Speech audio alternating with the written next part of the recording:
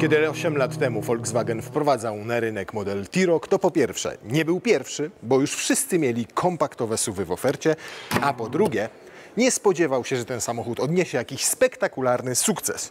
A mimo to się udało. Do tego stopnia się udało, że przez 8 lat produkcji Volkswagen wyprodukował 2 miliony T-Roców. W zeszłym roku sprzedał ich 300 000 i samochód w rankingach sprzedaży pobił nawet legendarnego Golfa. Dlatego Volkswagen postanowił iść za ciosem i o tym samochodzie mówi już wprost. To ma być bestseller. Ale prześcieradło dowalili i to bez gumki.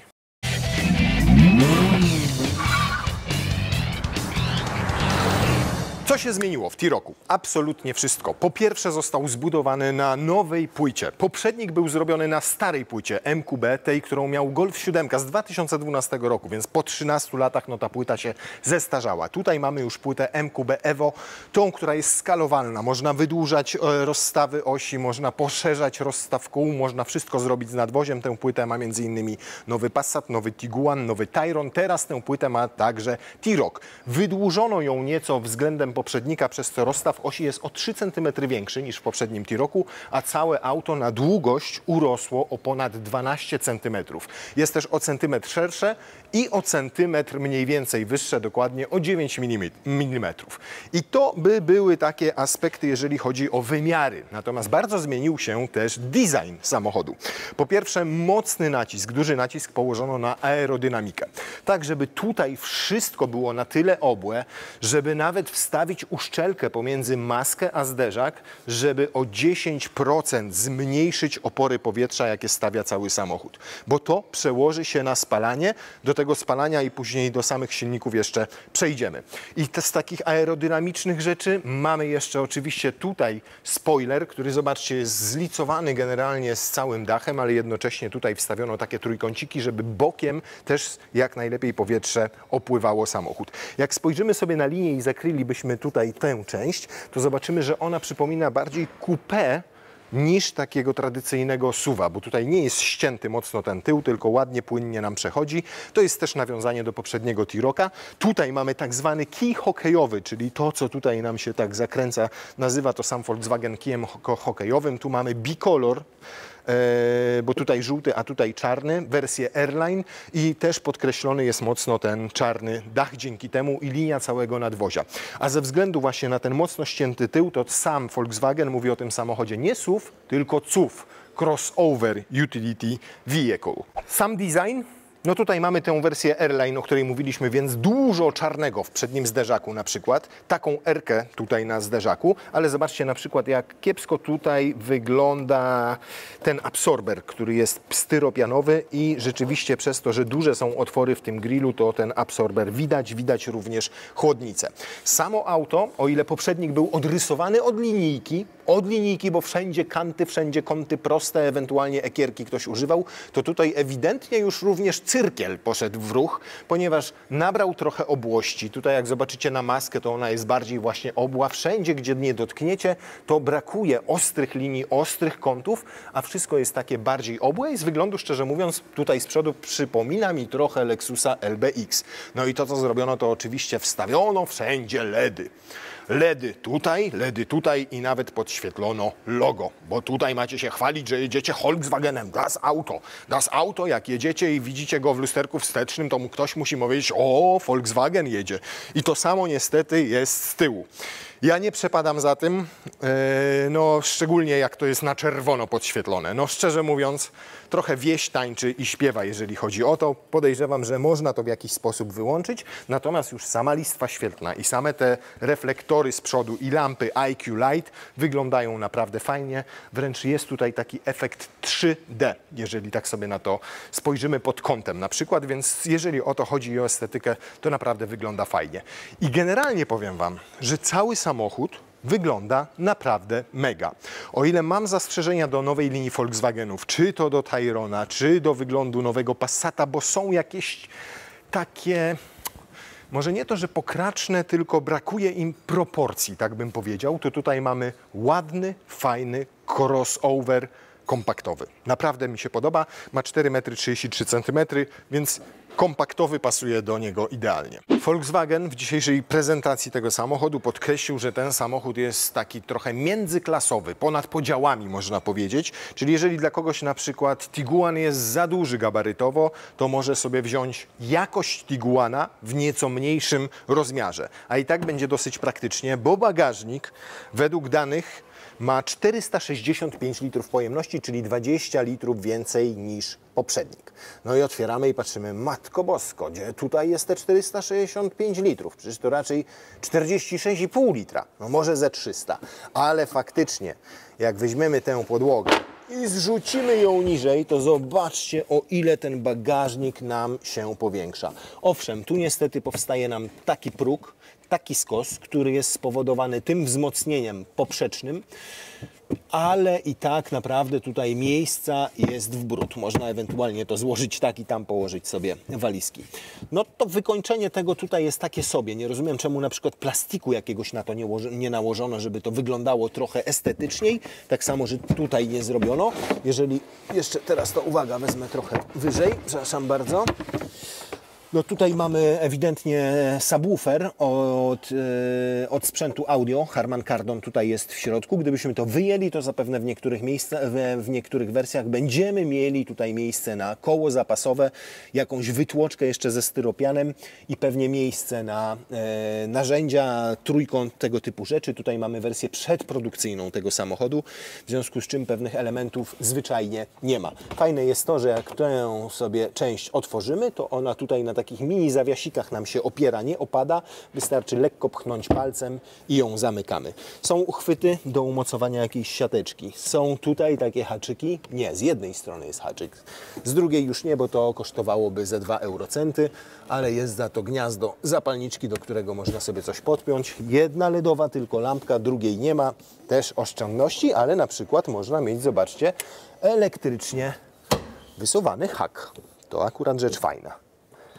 I teraz to. I on się tak odblokowuje i potem trzeba go jeszcze schować, ale robi się to bardzo szybciutko. Bagażnik nieźle wykończony, poza tą częścią pod półką, bo jest całkiem przyjemny. Ciekawostka, mimo że te wersje, które są teraz dostępne, będą dostępne, za chwilę są mild hybrid, to akumulatora od tego systemu mild hybrid nie ma tutaj, 48V, tylko ukryto go pod fotelem pasażera.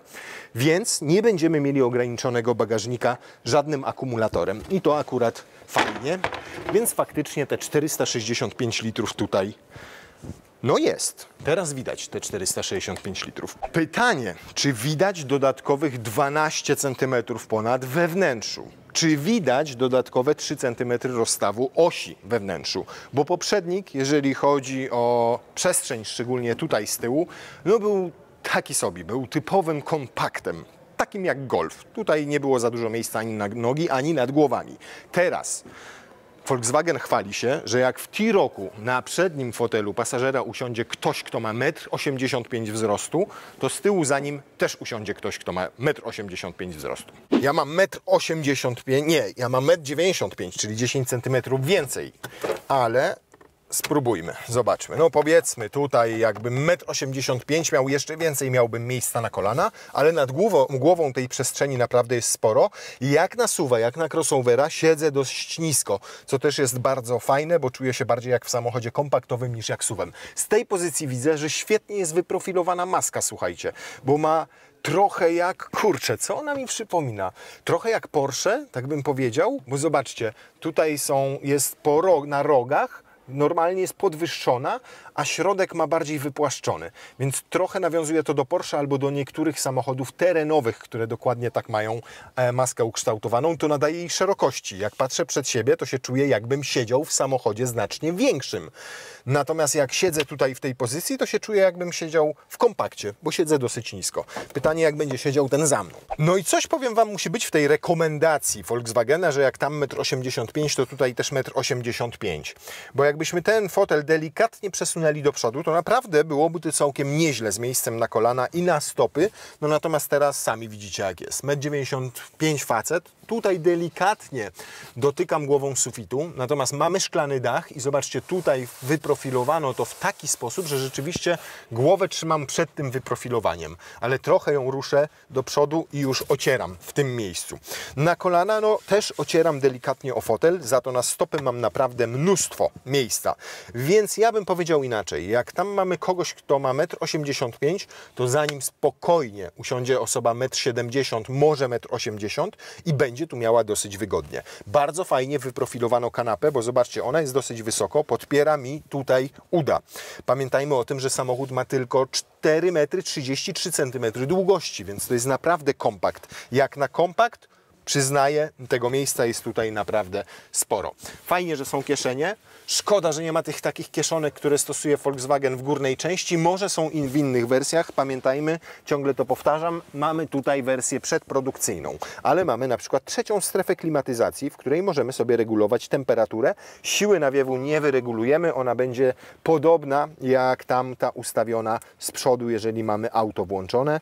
Natomiast możemy sobie zamknąć oczywiście. Mamy 2 gniazda USB-C. W tym miejscu oparcie kanapy jest fajnie pochylone. Mamy wersję, tak jak powiedziałem, Airline, no więc tapicerkę widzicie jaka jest. Natomiast jest kilka rodzajów tapicerek. Potem Wam pokażę nawet materiały, jakie zrobiono w wersji podstawowej, w wersji Style, i w tej wersji Airline, bo tyczy się to nie tylko foteli, ale też elementów wykończenia tam z przodu. Jak zaraz tam przejdziemy, to Wam to pokażę. Więc to jest materiał, to jest sztuczna skóra, tu jest jeszcze inny materiał, a tutaj na przykład te boczki są zrobione z takiej ala alcantary, zamszu, z mikrofibry, czegoś takiego. Podłokietnik jest, natomiast ma ułożone tak cup holdery, uchwyty na kubki, jak ja nie lubię, bo one są wzdłużnie. Jak wzdłużnie, to jest mało tutaj miejsca, żeby wygodnie oprzeć łokieć. Fajnie by było, żeby to było wysuwane albo ułożone w ten sposób.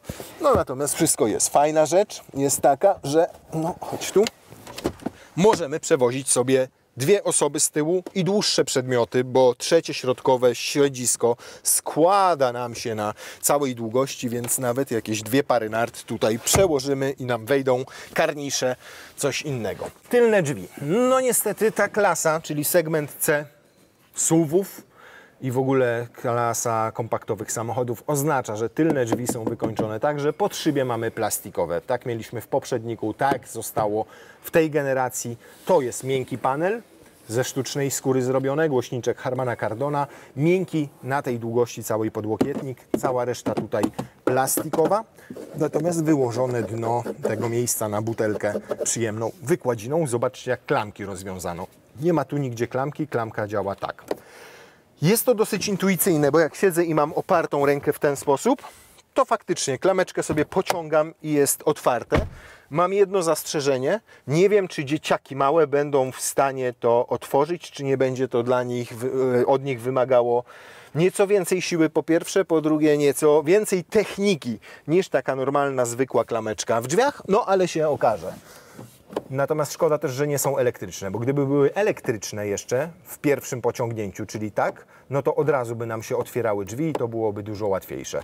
Natomiast tutaj trzeba ruszyć całym, pełnym ruchem, żeby otworzyć, bo to jest zamek mechaniczny. Przednie drzwi zrobiono już z materiałów dużo lepszej jakości, bo tutaj pod szybie jest miękkie, ta cała część też jest mięciutka. Zobaczcie, jest oprócz tego perforowana i jest podświetlona. Tam są w tej perforacji LEDy, ładnie to wygląda. Ten LED jest tutaj, ten LED jest od spodu i generalnie tam w środku jest dużo więcej tych LEDów. Zobaczcie, nawet tutaj nawiewy są podświetlone LEDem. Oczywiście można zmieniać sobie jego kolory dowolnie. Tam mamy LED, tutaj z boku też mamy LED w konsoli środkowej i te LEDy nawet są, zobaczcie tu, jak włożę palce, to na całej długości, więc LEDów, a LEDów. OLEDy boskie. Deska rozdzielcza to minimalizm i też rozwiązania, jakie znamy już choćby z Passata albo Tiguana. Po pierwsze, mamy ten ekran przeszczepiony żywcem, tylko w trochę innym rozmiarze. W podstawie będziemy mieli takie 10 z kawałkiem cala, natomiast w wyposażeniu dodatkowym albo w bogatszych wersjach mamy prawie 13 cali przekątnej i działa to naprawdę sprawnie i fajnie. To jest ten nowy interfejs Volkswagena. Ja go bardzo lubię, bo obsługuje się tutaj wszystko intuicyjnie. intuicyjnie. Niemniej szkoda, że klimatyzacji nie mamy jednak w panelu takim klasycznym. Na szczęście mamy już podświetlone inaczej niż na przykład w ID3. Te przyciski, te suwaki w zasadzie takie haptyczne do ustawiania temperatury i działa to całkiem fajnie. Można to robić albo sobie klikając, albo przesuwając palucha, więc jest spoko. To samo tyczy się zwiększania i zmniejszania głośności. Tutaj mamy system Harmana Kardona i gra naprawdę super. I gra naprawdę bardzo fajnie. Wolałbym, tak jak powiedziałem, mieć odrębny panel klimatyzacji. Na szczęście i tak ten, który jest tutaj, działa dosyć intuicyjnie i fajnie. Oczywiście Apple CarPlay bezprzewodowo, Android Auto też bezprzewodowo. To, co mi się nie podoba, to nie podoba mi się do końca to, bo te zegary mają 10 cali przekątną, tam 10 z drobnym haczykiem, ale zobaczcie, jak to zrobiono. Po pierwsze, bardzo szeroka ramka, a oprócz tej szerokiej ramki jeszcze dużo pustego pola tutaj. Na początku wręcz szukałem możliwości rozszerzenia tego ekranu po całej szerokości, ale to nie będzie możliwe i też wtedy wieniec kierownicy by mi część tych zegarów zasłaniał. Więc tak jakby najpierw wsadzono to, a potem stwierdzono, nie, no to musi być dużo mniejsze, przecież grafikę zróbmy mniejszą, tak żeby można było ją dobrze widzieć przez kierownicę. No więc mówię, no można było to zrobić mniejsze, jakoś wyżej umieścić wtedy, zagospodarować inaczej tę deskę. No nie wiem, no nie do końca ten element mi tutaj tak pasuje. Bardzo mi natomiast pasuje to. To jest zrobione z przyjemnego, miękkiego materiału o fajnej fakturze. W dodatku nie odbija się w szybie. I to jest duża zaleta. Tak samo ta część tutaj jest matowa. Po raz pierwszy w T-Rocku jest wyświetlacz head-up. Można go mieć oczywiście też w bogatszych wersjach. Tutaj też jest to miękkie i jest fajne. To jest ta obwódka przyjemna. Zobaczcie, no Volkswagen zaczął bawić się w detale normalnie. Gdzie zawsze to było siermiężne, proste, od dłuta zrobione, to teraz używają do tego innych narzędzi, bo to wszystko ma swój smak i ma swój styl. Plastik pojawia się dopiero gdzieś tutaj niżej, no ale taka klasa samochodu. Natomiast nawet ten element tutaj konsoli centralnej, zobaczcie, zrobiono ze skóropodobnego materiału, ładnie przeszyto, nie jest zbyt miękki. On jest dosyć twardy, natomiast na szczęście jak będę jechał, to nawet nie będę tutaj dotykał kolanem w takim wrażliwym miejscu. Nie powinno to w niczym absolutnie przeszkadzać. Wygląda to jako całość naprawdę dobrze. Dobrze też, że zrezygnowano z haptycznych przycisków, jakie przez moment były w niektórych Volkswagenach, tylko są klasyczne po prostu przyciski, bo te haptyczne w Volkswagenie po prostu nie działały. W niektórych markach działają, na przykład w Audi fajnie działa, w Volkswagenie nie działały tak dobrze. Tutaj już się pojawiły fizyczne, takie haptyczne, dotykowe pozostały tutaj dla sterowania dachem albo dla włączania na przykład lampeczek, ale już te odpowiadające za otwieranie szyb, ustawianie lusterek czy centralny zamek też są fizyczne. I bardzo dobrze. No i to pokrętło też już znane na przykład z Tiguana, którym można albo sterować głośnością, więc nie musicie tu przesuwać łapy, możecie z tej strony sobie kręcić i jak sobie tak kręcicie, to pogłaszacie, ale jak wciśniecie, to zmieniacie sobie tryby jazdy. Komfort, Sport, Individual albo Eco. Schowek duży, bardzo duży, ten tutaj w tym miejscu, w dodatku z fajnymi przegródkami, bo ma dwa takie elementy i możecie je sobie ustawiać wedle własnej koncepcji. Albo będą Wam wtedy przytrzymywały butelkę, albo jak odwrócicie, to będą Wam przytrzymywały co innego, albo przesuniecie je tutaj bardziej w głąb. Natomiast całość jest otwarta. Można ją troszeczkę zasłonić, przesuwając delikatnie podłokietnik do przodu. Fajnie, że podłokietnik nadal ma regulację wzdłużną i regulację wysokości, bo to pozwala oprzeć sobie łokieć z prawej, oprzeć z lewej i mieć łapy na kierownicy. Dwa gniazda USB-C, widoczna ładowarka indukcyjna i widoczny na niej telefon, łatwo go wziąć. Oczywiście wybierak skrzyni biegów przerzucono, wybierak przełożeń przerzucono tutaj na prawą stronę kolumny kierownicy, więc tutaj jest czysto, łapa lata. Do kolana dziewczyny jest dużo bliżej i wygodniej dostać. Tu po prostu przycisk start, stop, tutaj parkowanie, tutaj światła, cała reszta z ekranu. Natomiast na szczęście, tak jak powiedziałem, te multimedia są czytelne, intuicyjne, szybko działają i jednocześnie można wiele skrótów sobie tutaj przyporządkować, zrobić widgety. Dostęp jest do takich najpotrzebniejszych funkcji sobie zrobić taki, że będzie on szybki i intuicyjny. Ciekawostka? 20% wszystkich plastików w całym samochodzie jest z recyklingu, czyli około 40 kg łącznie tych plastików. Między innymi ten materiał i też za chwilę pokażę Wam, jakie materiały, z czego na przykład zrobiono, z jakich odpadów, chociaż w ogóle tego nie czuć, jak się tego dotyka. No może skórę, rzeczywiście czuć, że jest z plastikowej krowy trochę, natomiast te materiały, to tutaj robi naprawdę dobre i fajne wrażenie. Dobra, to teraz trochę jeszcze o tym, co pod maską, bo tutaj, moi drodzy, sporo się zmienia, a raczej zmieni. Żeby otworzyć maskę, to muszę najpierw otworzyć drzwi. Takie zabezpieczenie. O, i teraz dopiero. Ale zanim jeszcze pod maskę pójdziemy, to słowo o fotelu. Bo tutaj mamy taki podstawowy z regulacją manualną wysokości, z manualną regulacją przesuwania i tylko z elektrycznym podparciem lędźwiowym, ale w wyższych wersjach opcjonalnie będzie dostępny po raz pierwszy w T-Rocku fotel Ergo Active, który będzie miał funkcję masażu i regulację w 14 kierunkach. Elektryczną. Oczywiście. A teraz, skoro jesteśmy przy elektryce, to wszystkie wersje silnikowe będą zelektryfikowane. Startujemy od silnika 1.5 TSI, a w zasadzie ETSI. ETSI, który będzie występował w dwóch odmianach. 116 koni mechanicznych i 150 koni mechanicznych. I oba te silniki w wydaniu 116 i 150 koni mechanicznych będą miały silnik elektryczny mały. Chociaż lepsze określenie niż silnik elektryczny to jest rozrusznik-alternator. Bo będzie odpowiadał po pierwsze za rozruch silnika spalinowego, po drugie za żeglowanie z wyłączonym silnikiem, po trzecie będzie sprawiał, że ten moment obrotowy będzie szybciej odczuwalny z silnika spalinowego, bo od początku będzie ciągnęło go z elektryki 56 Nm dodatkowych i 19 koni mechanicznych, bo takie będzie miał parametry ten silnik elektryczny. No i to jest fajne, że rzeczywiście akumulator od tego całego systemu MHEV ukryto, tak jak powiedziałem, pod fotelem pasażera z przodu, a nie w bagażniku, więc dzięki temu nie mamy ograniczonej pojemności tego bagażnika. No więc mamy te dwa MHEVy.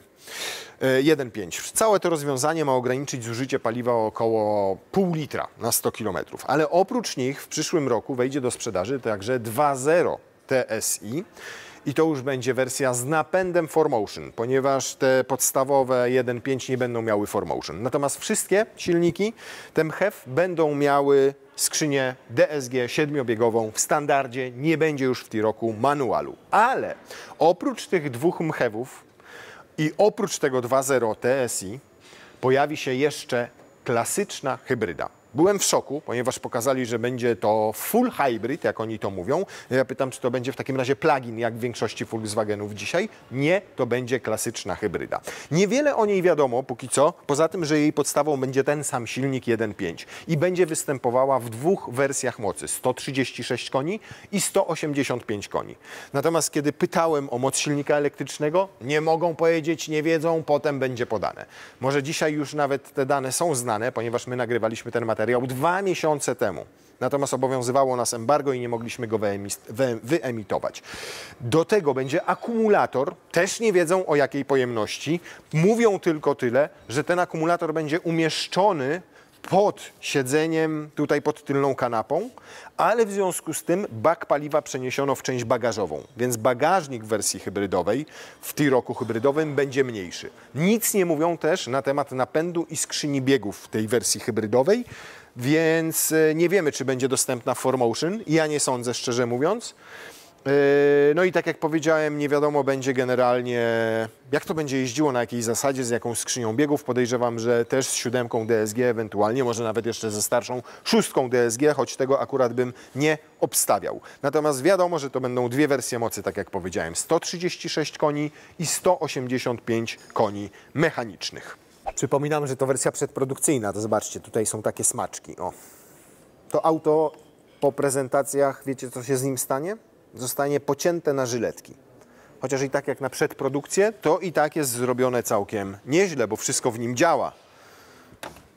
Znaczy prawie wszystko. Nie sprawdzaliśmy, czy jeździ. Więc faktów na temat hybrydy jest na razie niewiele. Nie wiadomo, jaką pojemność będzie miał akumulator, nie wiadomo, jak mocny będzie silnik elektryczny, jak daleko auto na nim ujedzie, do jakiej prędkości będzie mogło się rozpędzić, czy będzie tam 4Motion, czy nie będzie 4Motion. Wiadomo tylko, że będą dwie wersje. 136 koni, 185 czy tam 183 konie mechaniczne, zależy jak tam liczyć te kilowaty. No i wiadomo jeszcze jedno.